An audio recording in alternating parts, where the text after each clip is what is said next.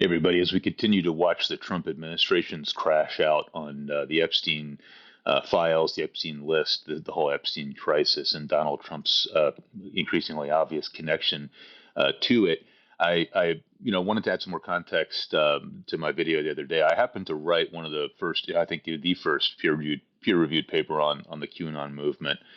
Started that research back in 2017 when I was doing my PhD. Was really interested to see on Ezra Klein's show yesterday. He had Will Somer on, who has written a book on QAnon. Great book, great interview. Would definitely recommend it. I wanted to add some context, though, from a mistake I think that Somer makes here, in that he articulates this movement really as emerging months into the Trump administration, which I'll talk about why that's problematic here in a second after we watch the clip. Amount of faith in Trump that he would change their lives really materially.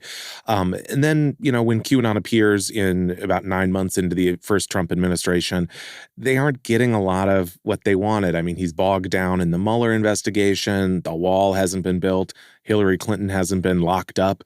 And so then suddenly Q shows up and says, well, actually, Hillary Clinton's going to be arrested by the end of the month. And Trump is not, it might seem like he's kind of bogged down in Washington morass, but really he's at war with this essentially satanic forces. And when he wins, you're going to own your apartment for free. Your car loan's going to be canceled. Diseases are going to be cured.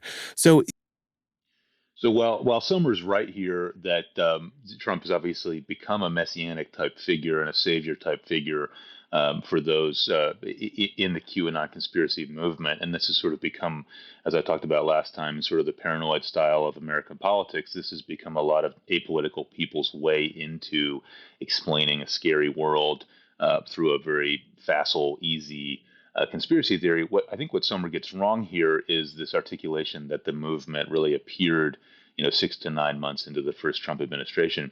What my research shows really is that this was a movement in search of a savior, right? But this movement actually predates Trump by months, if not by years. And initially, as I talk about in my paper, it was really more a movement about attacking Democrats. It was a movement very concerned with international relations, with China, with Israel, with lots of other things.